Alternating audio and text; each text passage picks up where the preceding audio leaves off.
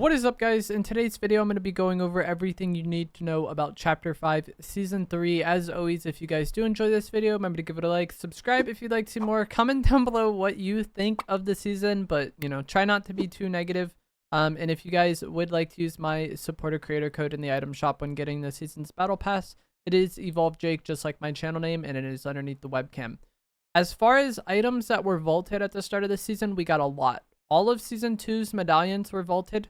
The Frenzy auto shotgun was vaulted, but Oscar's mythic auto shotgun is back.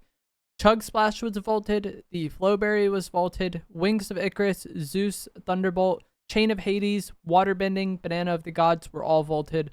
The Drum Gun, Nemesis AR, Star Wars Mythics, the Reaper Sniper Rifle, and then also all Mythics from past seasons, or from last seasons, aside from the Cerberus Gatekeeper shotgun was vaulted, sorry. So these were the items that were removed from the game. They removed a lot. Most notably, I think the Reaper Sniper Rifle is going to be the one that changes the game the most. And obviously Waterbending, but we already knew that was going to be leaving. For new items, we got Nitro Gloves, which this is a melee and a mobility item. For me, playing on controller, left trigger was an upwards dash, and then if I jumped and hit right trigger, you did like a forward dash. It works very similarly to the kinetic blade or like the turtle mythics we had in Chapter 5 Season 1, but you just kind of have to use two buttons rather than one. In the past, those weapons were one button for attack, one button for mobility. This item has two different mobility options, and it just kind of depends how you want to go. It depends which button you'll hit. There's Nitro, which is a new kind of usable item for players. There is Nitro Splashes, and I believe there's also Nitro Barrels on the map, and then like these Nitro Rings as well. If you use Nitro on a player, this gives you faster movement speed, reduced stamina usage, explosive bashing power when you run into something, fall damage immunity, and faster reload speed. If you use Nitro on a car, it gives you faster drive speed, explosive ramming power, decreased fuel consumption, and a buff to vehicle weapon mods. There's a Nuka-Cola consumable added to the game, which is actually really good. It gives you 25 white health immediately, and then it gives you 75 shield over the course of time, ticking up 3 health every half second, so 6 health or 6 shield a second, up to 75, or I think it just gives 75 total. So like, yeah. The combat shotgun was unvaulted. This is a new version of it, of the stats on screen now.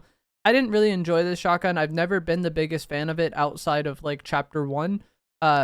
It's okay. It's not terrible, but I would much rather use the Gatekeeper shotgun. And I had several fights today where I was using a Gatekeeper shotgun and my opponent was using a combat. I feel like they played better than me in the fight, but still lost the fight. That's just kind of the nature of this shotgun. It's more of like a ranged spammy shotgun, which is fine, but it just makes it not as good of a shotgun in actual shotgun fights. And if I wanted a weapon for like 30-ish meters away, I feel like the Thunderburst SMG is great for that. And then also even like the ARs are great for that. Like the DPS of the spray weapons are insane. So I feel like having the more ranged shotgun isn't as beneficial as it once was.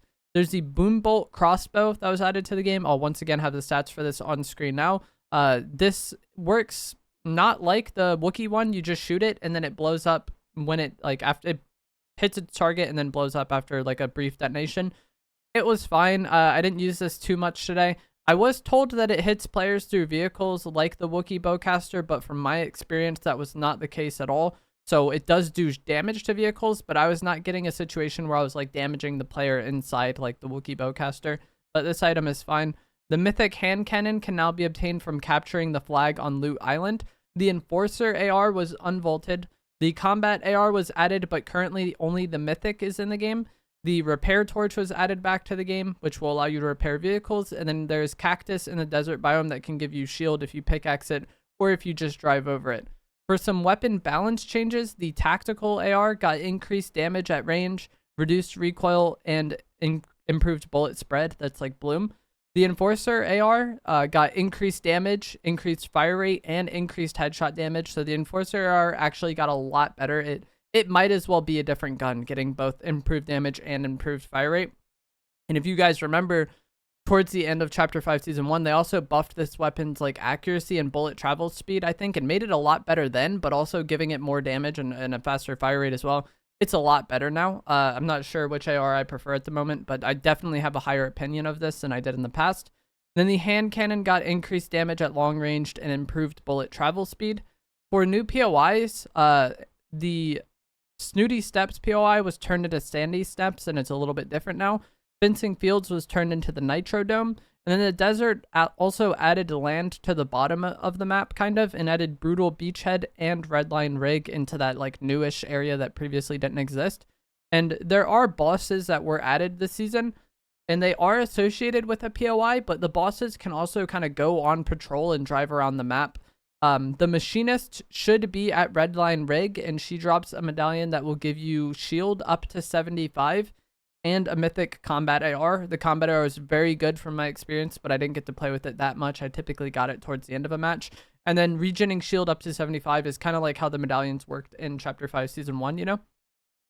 Ringmaster Scar should be at the Nitro Dome and drops a medallion that gives you infinite ammo and a small damage boost, as well as the mythic Boom Bolt crossbow. The infinite ammo, the way it works is you, like, when you reload, you're pulling from infinity. So when I first saw this medallion, I was like, that's going to be crazy with the Gatekeeper shotgun if you never have to reload. But you still have to reload. It's just like when you reload, you don't consume ammo when using this. And then you also get a small damage boost similar to the Ares medallion, I would imagine. And then Megalodo Dawn should be at Brutal Beach, and his medallion gives you unlimited nitro. And then he also drops a mythic combat shotgun. The patch notes provided from Fortnite says that he drops nitro gloves. I did not encounter that at all. I encountered the combat shotgun though, so I don't know what's going on there. Also, with these bosses, if you take their medallion to the garage at their POI, you can get their mythic vehicle. And the mythic vehicles are insanely overpowered. I very much expect them to get nerfed sometime in the near future.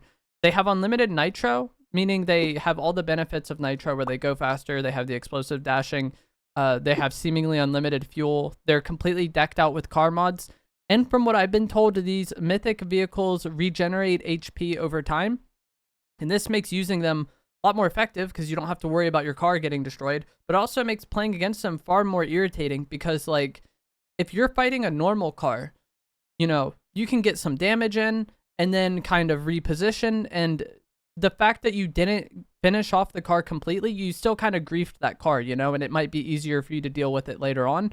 The fact that the mythic cars regenerate health is kind of crazy. And I think that's one of the biggest problems with this season, but that's how you get the mythic vehicles, is you open the garage using the medallion with the associated boss.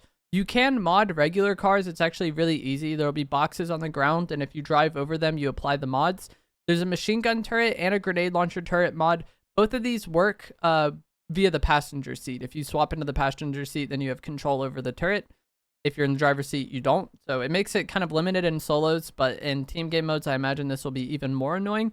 There's a spiked bumper attachment. I think this does more player damage if you hit them. There's the cow catcher attachment. This does more structure damage.